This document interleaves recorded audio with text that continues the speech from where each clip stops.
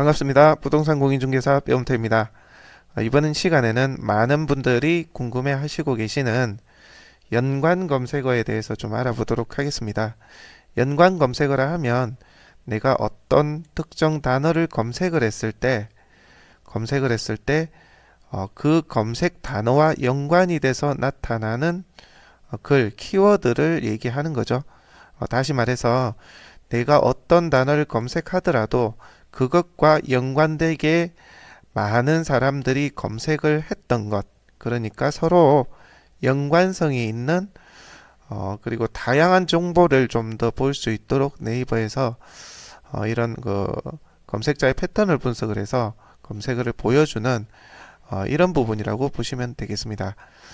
지금 통영 여행을 검색을 예를 들어 해보면 연관 검색어가 이렇게 보여지게 되죠. 이것은 통영 여행과 관련이 있는, 그리고 통영 여행과 더불어 검색을 해보는 그런 검색 단어다. 많은 사람들이 이 키워드와 연관되어 검색을 하고 있다는 얘기입니다. 자, 그러면 우리 부동산 중개업을 하시는 분들과 연관된 어떤 단어나 키워드를 검색을 했을 때 본인 중개업소 이름이라든지 중개업소와 연관된 블로그라든지 사이트 이름이라든지 이런 것들이 나오면 아무래도 내 중개업소를 몰랐던 사람들한테 검색으로 보여지게 되니까 검색 노출로 인한 홍보 효과가 있겠죠. 자, 스마트폰으로도 한번 검색해 보도록 할게요.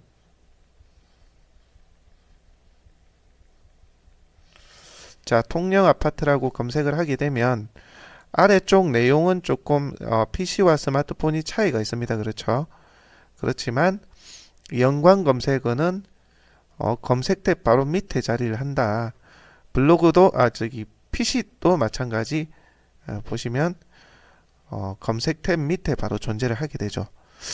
이 말은 즉시 검색을 했을 때 가장 먼저 보여지는 위치에 자리하고 있다는 얘기가 되는 것입니다.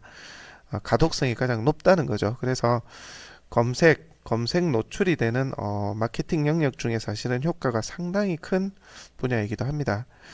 이런 것은 그렇다면 어떻게 만들어지고 이루어지게 될까?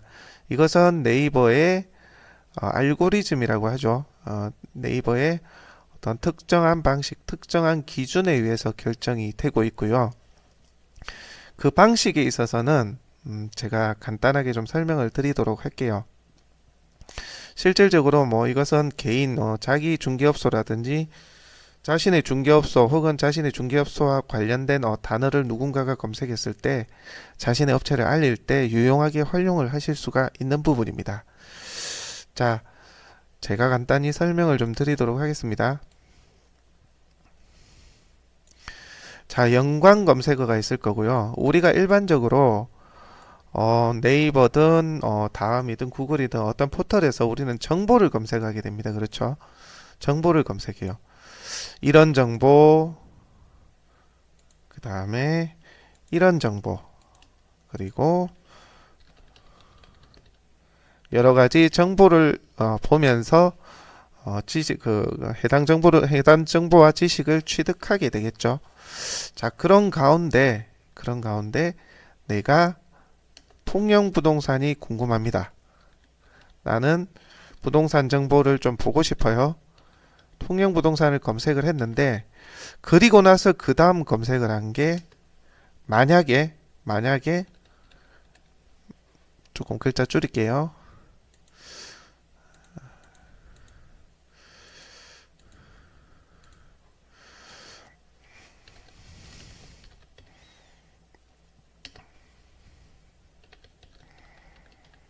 자, 이렇게 검색했다고 예를 한번 들어보도록 할게요.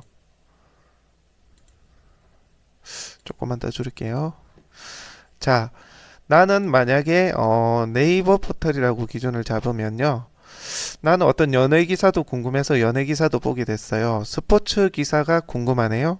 그래서 스포츠도 어떤 걸 검색을 해봤어요. 그리고 요즘 내년에 부동산이 어떨지에 대한 부동산에 대한 정보도 좀 찾아봤습니다.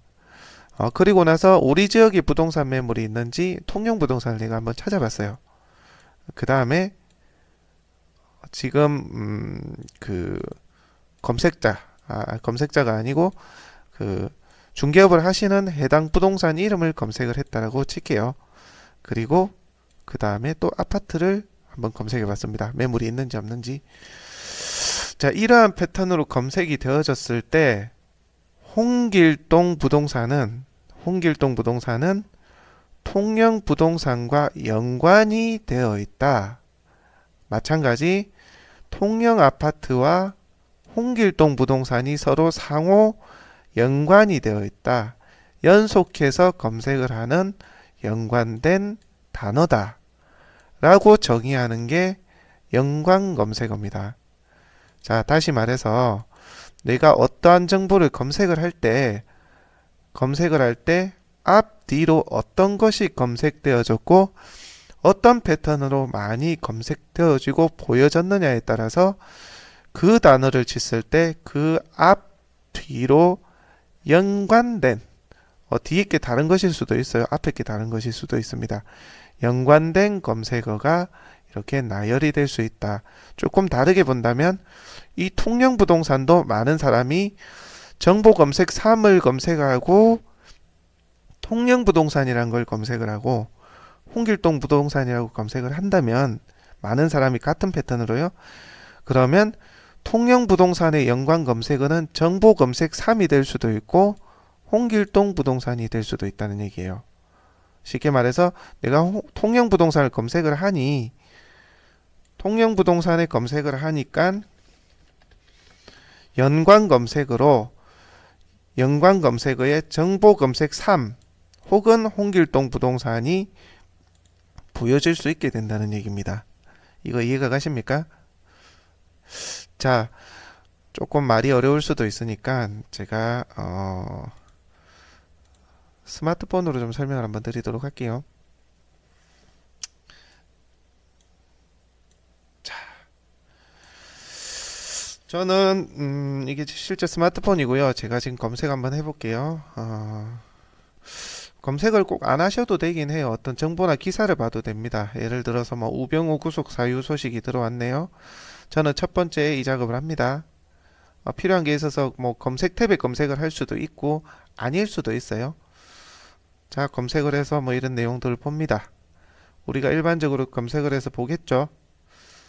자, 그냥 이런 내용들을 쭉 볼 거예요. 저는 지금 이런 정보들을 보고 있습니다. 그래서 뭐 우병우가 구속 사유가 됐다. 뭐 우병우를 저는 검색 한번 해볼 거예요. 자, 검색을 합니다. 자, 두 번째 정보 검색이라고 제가 예를 들게요. 자, 뭐 이런 기사 내용도 제가 지금 보게 됩니다. 네, 기사를 다 봤어요. 다시 네이버로 돌아와서 다시 저는 2018년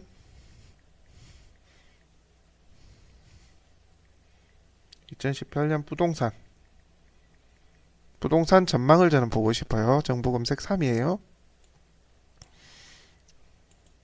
자, 이렇게 해서 누군가가 써놓은 글을 저도 또 한번 쭉 훑어보게 됩니다.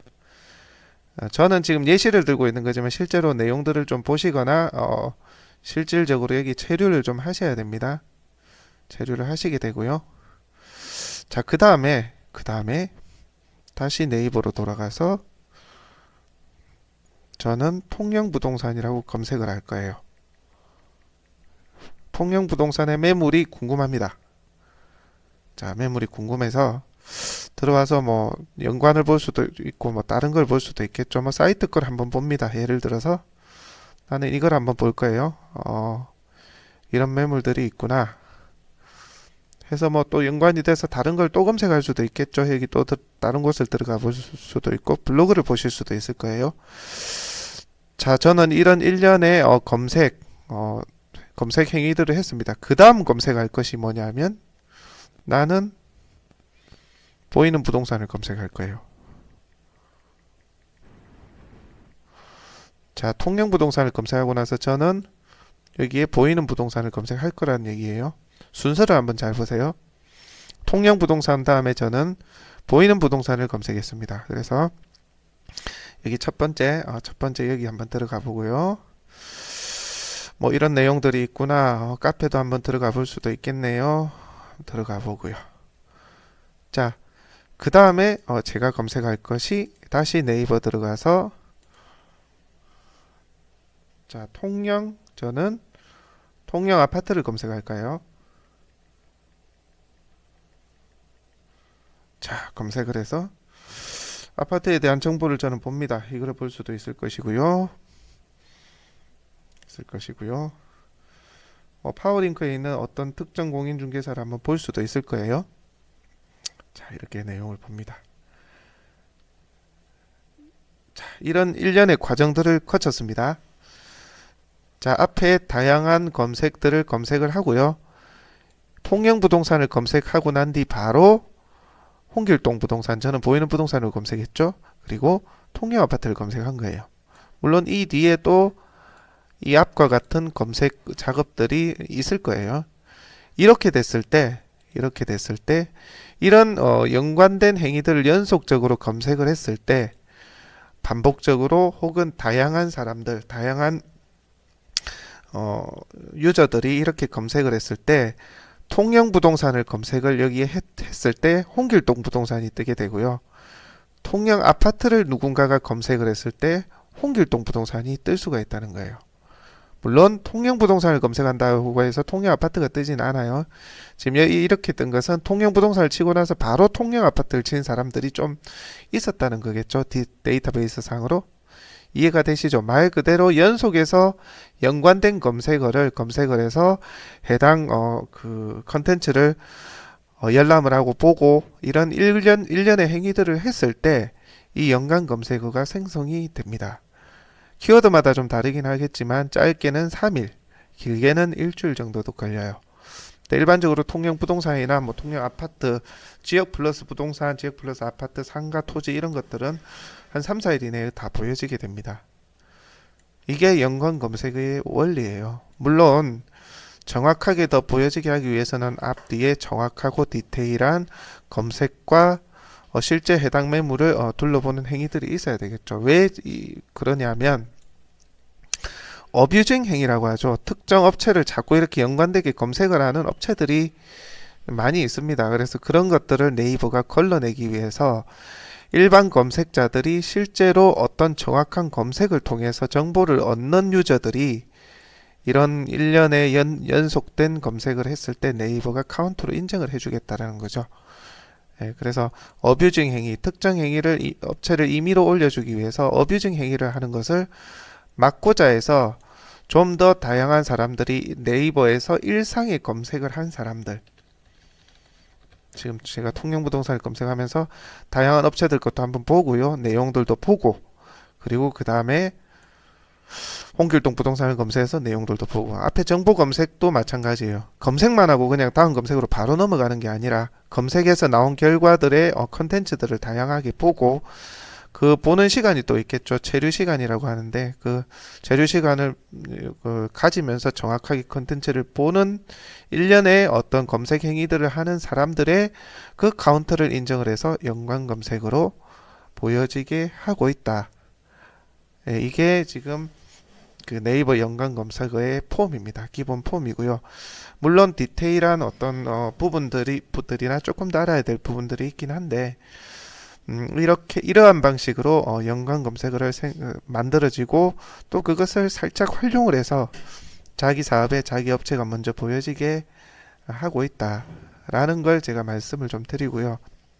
사실 디테일한 구체적인 방법론들은 제가 여기에서 좀 꺼내놓기는 그렇고 그 방식대로만 꾸준히 좀 이렇게 하시면 본인의 업체가 보여질 수가 있습니다. 한 가지 팁을 좀 드리자면 지금 제가 만약에 지금 네이버에서 제가 이 휴대폰을 통해서 계속 반복적으로 이런 검색을 하게 된다면 카운트가 아마 한 번밖에 안 될 거예요. 왜 그러냐면 네이버는